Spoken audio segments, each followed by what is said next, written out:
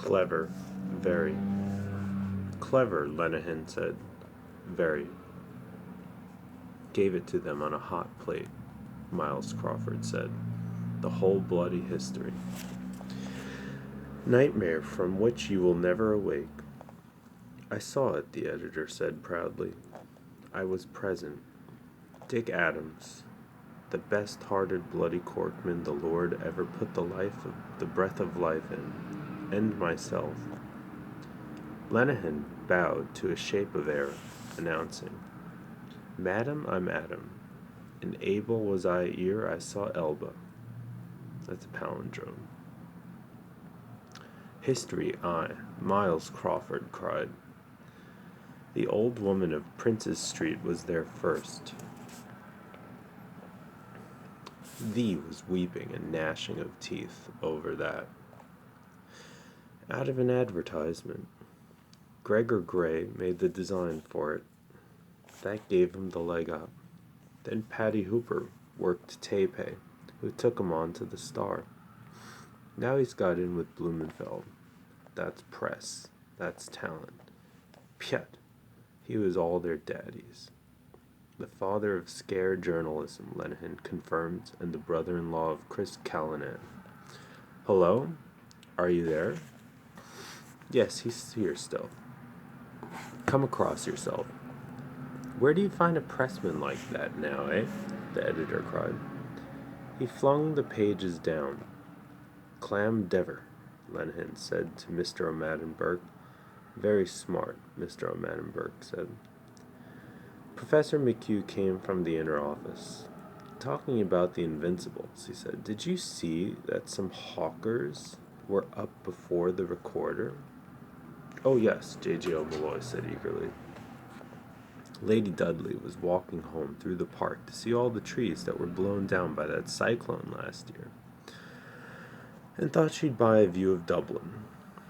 And it turned out to be a commemoration postcard of Joe Brady, or number one, or Skin the Goat, right outside the Vice-Regal Lodge. Imagine. They're only in the hook and eye department, Miles Crawford said. Pshaw.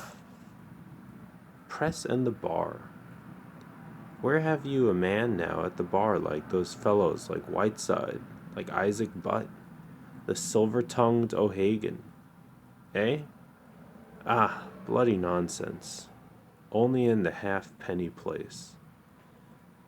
His mouth continued to twitch, unspeaking in nervous curls of disdain. Would anyone wish that mouth for her kiss? How do you know? Why did you write it then? Why did you write it then? Rhymes and reasons. Mouth, south. Is the mouth south some way? Or the south a mouth? Must be some. South. Pout, out, shout, drouth. Rhymes. Two men dressed the same, looking the same, 2 by 2. La tua pace, che parlar ti piace, mentrece il vento come fa si tace. He saw them 3 by 3, approaching girls in green, in rose, in russet, entwining, per l'aer perso in mauve, in purple. Quella pacifica orifiamma, in gold of oriflamme, di rimirar fe più ardenti. But I, old men, penitent, leaden-footed, under darkeneth the night, mouth south, tomb womb. Speak up for yourself, Mr. O'Madden Burke said. Sufficient for the day. J.J. O'Malloy, smiling palely, took up the gauge. My dear Miles, he said, flinging his cigarette aside, you put a false construction in my words.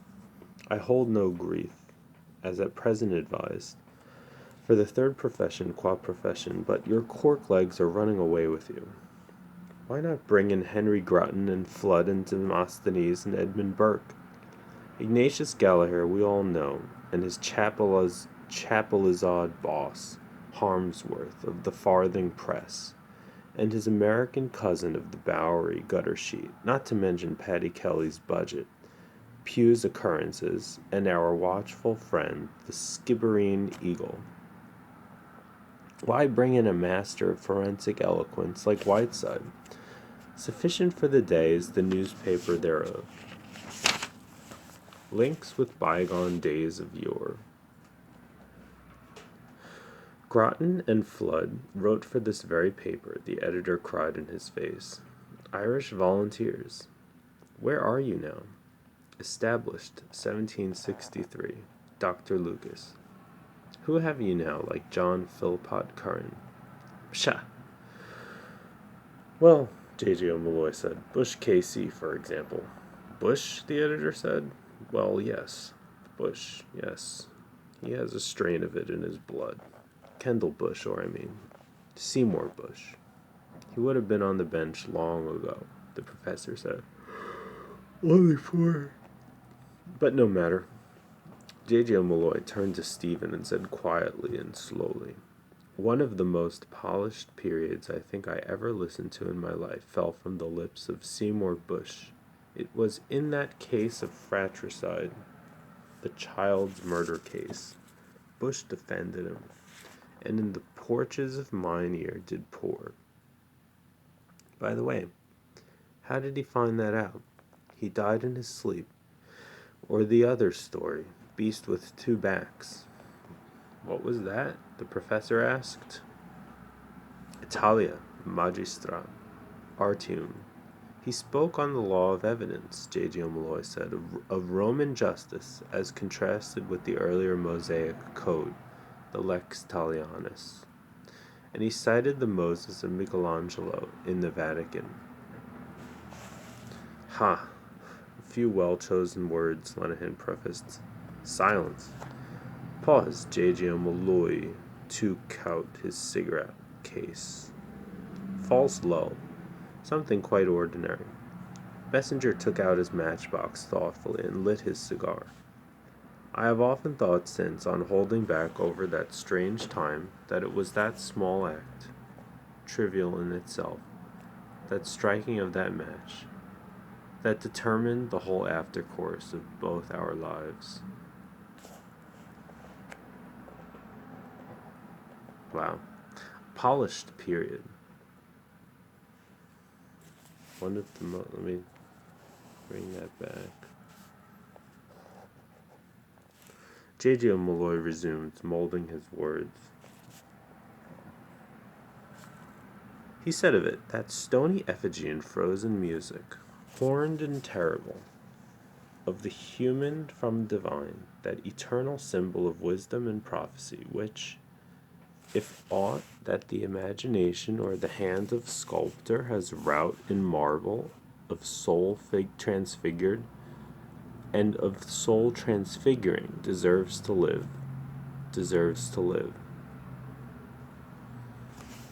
Let me read that again. That stony effigy in frozen music, horned and terrible, of the human form divine, that eternal symbol of wisdom and prophecy, which, if aught that the imagination or the hand of sculptor has wrought in marble, of soul transfigured and of soul transfiguring, deserves to live.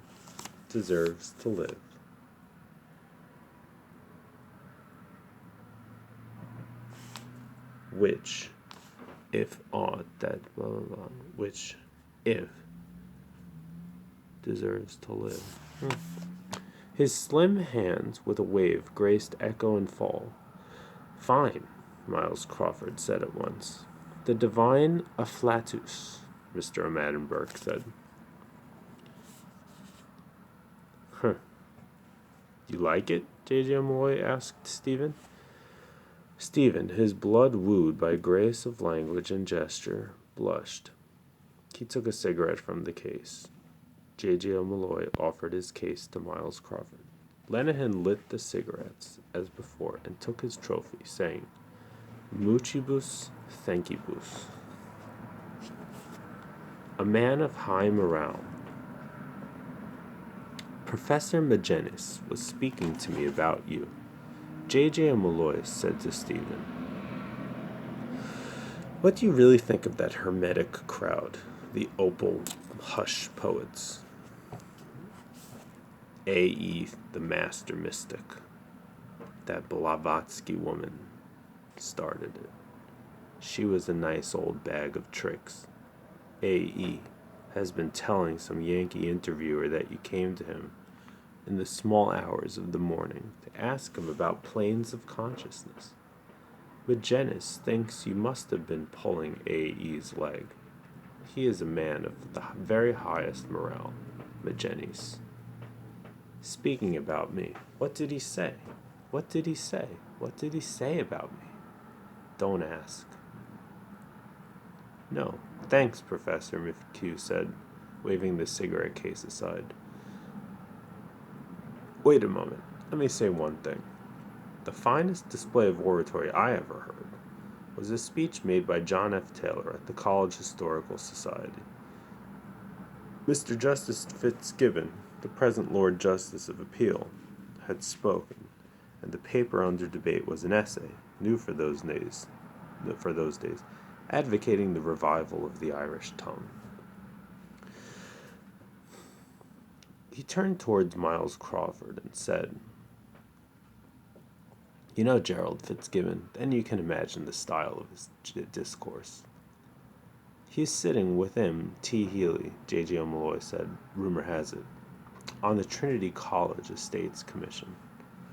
"He is sitting with a sweet thing in a child's frock," Miss Miles Crawford said. "Go on."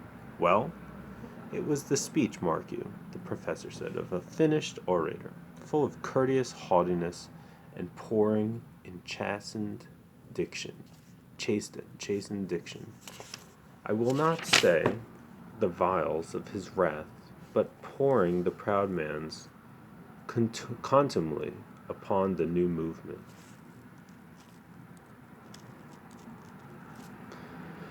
It was then a new movement. We were weak, therefore worthless. He closed his long, thin lips an instant, but, eager to be on, raised an outspanned hand to his spectacles,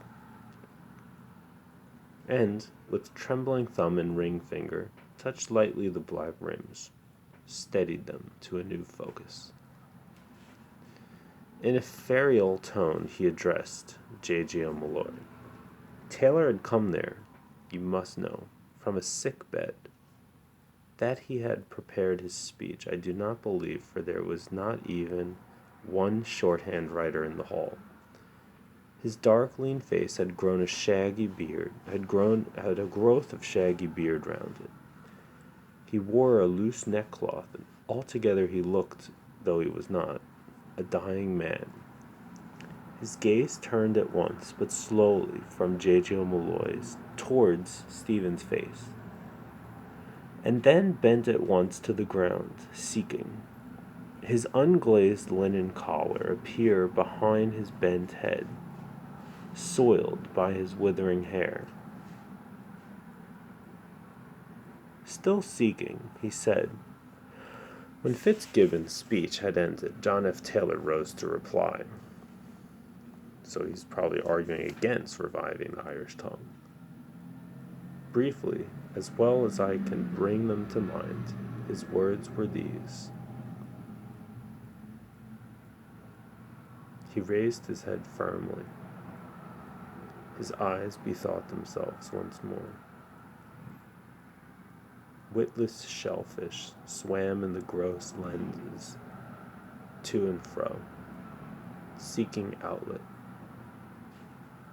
He began. Mr. Chairman, ladies and gentlemen, great was my admiration in listening to the remarks addressed to the youth of Ireland a moment since by my learned friend. It seemed to me that I had been transported into a country far away from this country, into an age remote from this age, that I stood in ancient Egypt, and that I was listening to the speech of some high priest of that land addressed to the youthful Moses. His listeners held their cigarettes poised to hear, their smokes ascending in frail stalks, flowered with his speech. and let our crooked smokes. Noble words coming. Look out. Could you try your hand at it yourself? And it seemed to me that I heard the voice of that Egyptian high priest, raised in a tone of like haughtiness and like pride.